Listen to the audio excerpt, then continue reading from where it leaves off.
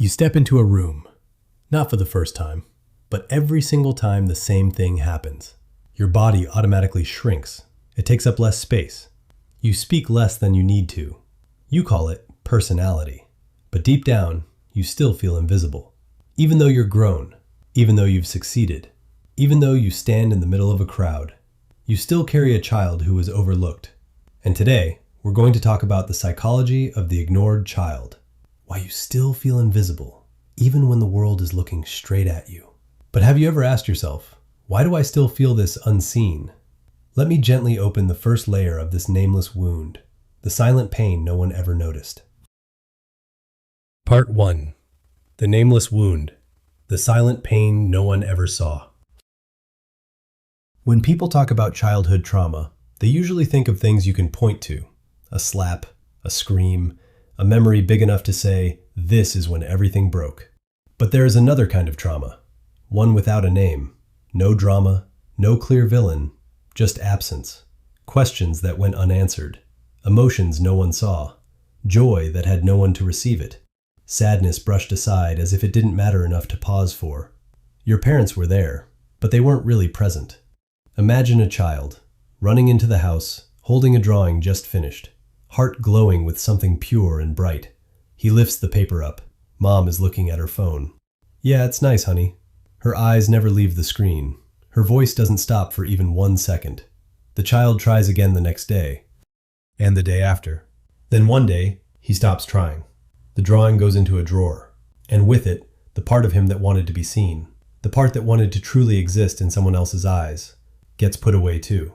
According to the Large Adverse Childhood Experiences, ACEs, study by CDC and Kaiser Permanente, emotional neglect is one of the strongest predictors of later mental and physical health problems, sometimes even stronger than physical abuse. It wasn't loud. It wasn't dramatic. It was simply a child learning that his world didn't matter enough for anyone to stop. That is the nameless wound. And because it has no name, you don't know you're carrying it. You just know you always feel like you're too much. You shrink before anyone can really look. You believe your feelings are a burden. You call it personality, but really it's a wound. A wound that never cried out loud, so no one ever heard it. But the most painful part wasn't being ignored. It was the conclusion the child drew from that ignoring. Let's look at what that child told himself.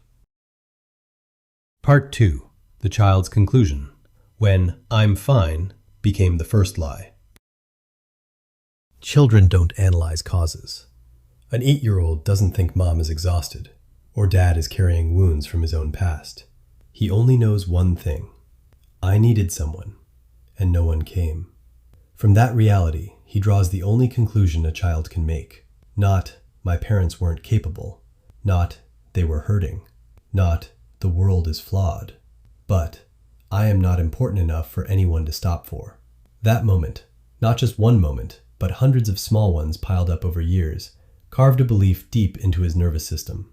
A belief he would carry for the rest of his life. I am not important enough to be seen. Gabor Mate tells his own story. Born in 1944 in Budapest during Nazi occupation, his mother couldn't be emotionally present with him as a baby. Not because she didn't love him, but because she was living in her own terror. He remembers nothing. A baby's brain isn't developed enough for explicit memory, but the body remembers. 50 years later, when his wife texted that she would be 15 minutes late, a rage rose up in him from a place he didn't understand. Not anger at his wife. It was his nervous system, in a flash, returning to the feeling of that little boy. The boy who waited for someone to come, and no one came. Memory doesn't need pictures. The feeling stays intact. That conclusion didn't just stay in the mind. It sank into the body, into the nervous system, and became the way you exist without anyone ever teaching you. Now we come to something most people never realize. Your body has never forgotten. Part 3. The body never forgets. The nervous system learned how to disappear. When a child is placed in pain, with no way out, no way to fight back, no way to call for help, no way to leave, the nervous system finds a third path. It learns to shut down. This is not a choice. It is not weakness. It is the most sophisticated survival mechanism the human brain possesses.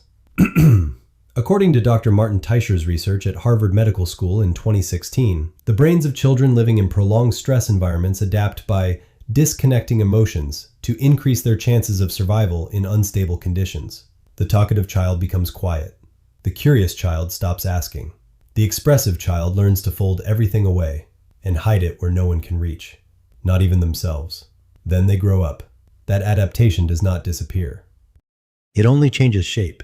It becomes more refined, harder to recognize. It goes by names that sound perfectly normal. I'm not the type who opens up. I'm fine being alone. I don't like bothering others. There is a term for this: alexithymia, the inability to identify or express one's own emotions, not because they lack feelings, but because they were never taught that their feelings mattered, that their emotions were real. A 2023 Stanford University study shows that emotional neglect is one of the strongest predictors of difficulty identifying emotions in adulthood. And at the same time, something else takes root: hypervigilance. Because their emotional needs went unmet, the child develops an almost terrifying ability to read their surroundings. A slight frown, a tiny shift in tone, an unusual silence. Outsiders see it and think, this child is so sensitive and perceptive. But it is not a natural gift. It is a survival skill, forged in silence and fear. The child learns that reading an adult's mood before it turns dangerous is the only way to stay safe. And when they grow up, they still read every person in the room. They still sense every emotional shift. They still adjust themselves constantly, while remaining completely disconnected from what they themselves feel. The very thing that once protected you as a child is now the thing holding you captive as an adult. The body learned how to disappear in order to be safe, and the child learned with it. They began to shrink themselves. Not because they wanted to, but because they believed it was the only way not to be abandoned. Part 4. 3 masks of the same wound.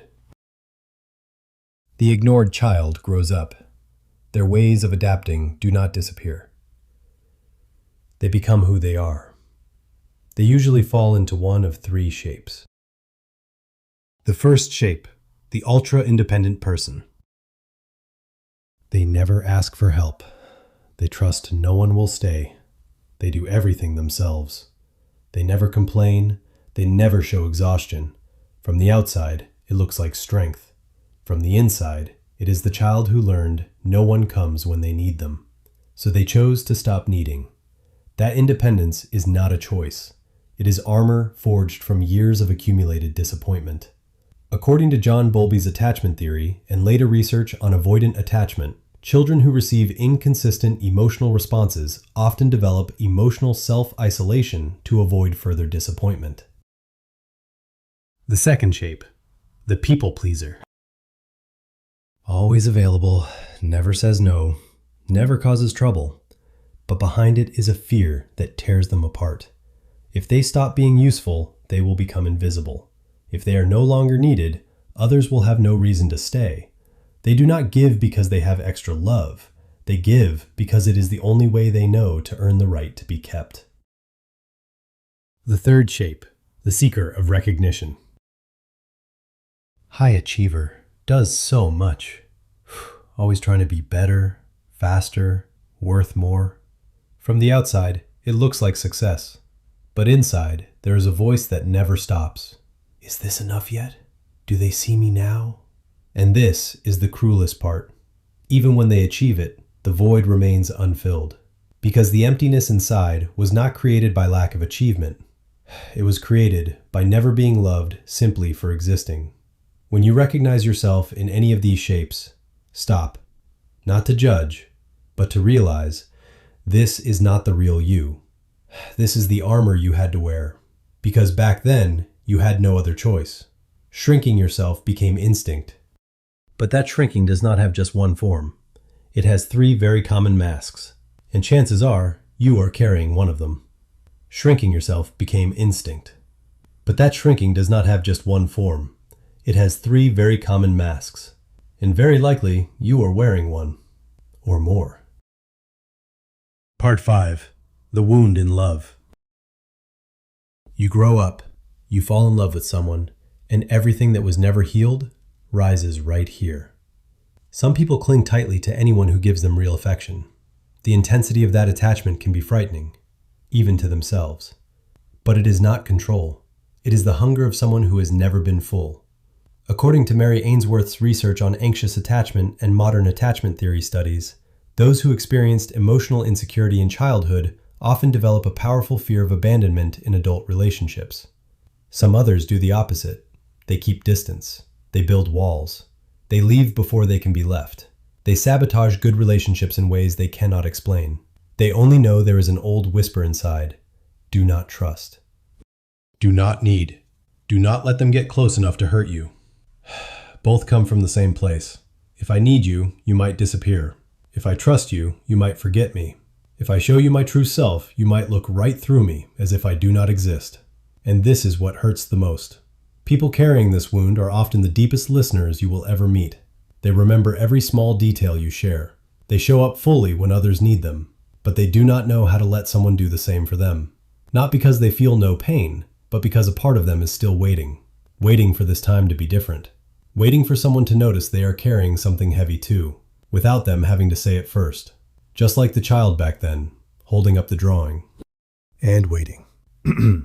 Those 3 masks helped you survive, but in adulthood, they become the very things that make love the most painful and difficult. Let us look at what love truly looks like for the neglected child. Part 6. The body never forgets. You may not remember the specific moments. No clear memories, no scenes you can replay, but your body remembers. And that is why tiny things hurt you with such mysterious intensity. Someone replies to your message slowly. You spiral with anxiety that will not stop, even though you know it is irrational. Your partner arrives late without notice. Something tightens in your chest, deeper than the situation deserves. You say something in a group and no one responds. You want to disappear from the room immediately. You are not weak. You are not too sensitive. Your nervous system is recognizing a feeling it met long before you had words to describe it. That is implicit memory, subconscious memory. It does not need an event to trigger. Only a similar feeling. And that feeling tells your nervous system, here it is, again. This time will be the same. Your reaction is never only about the present. A part of it is always about the child from back then. The child still sitting in that room, waiting for someone to come back. Listen to the most painful truth. Part 7. You do not need a horror story to heal. I know some of you reading this are thinking quietly, my parents were not bad people. They did their best. I have no right to call my story trauma. Let me speak directly to you. You do not need a villain for your wound to be real. Most parents who emotionally neglected their children did not do it out of malice. They were exhausted. They carried unhealed wounds from the generation before. They never learned that seeing their child's emotions mattered because no one had ever seen theirs. Trauma does not need a monster to exist. It only needs absence, repeated in silence. Understanding the cause does not erase the impact. But the most important thing I want you to remember is this. Your adaptation was not a mistake. It was a solution. The best solution a child could find with what they had at the time. That child did everything they could. The issue is not what you did wrong. The issue is you are no longer in that room, but your body does not know it yet. So healing does not come from one big breakthrough. There is no magic therapy session, no single book, no video that can undo years of deep wiring in your nervous system. Healing comes from small things, repeated. The first time you say, I need help, without feeling like you made a mistake. The first time you let yourself feel real joy in success, not just a fleeting sense of relief. The first time you sit with an uncomfortable emotion, you do not push it away, you do not explain it. You simply stay and ask, where did you come from? Every time you say something true and are heard, your brain records, safe. Every time you set a boundary and it is respected, your nervous system learns, trust is possible. Those small moments accumulate, slowly. Sometimes so slowly you do not notice. But they are building new pathways. They do not erase the old grooves. but they create choices you never had before. It all begins with a question many people have never dared to ask themselves. What do I need right now? Not what others need from me. Not what is right or reasonable. Not what makes me the least burden. Just simply, what do I need right now? Learning to ask that question, and actually sitting with the answer, without dismissing it, without brushing it off. It may be a lifelong journey, but it is the most worth traveling one you will ever take.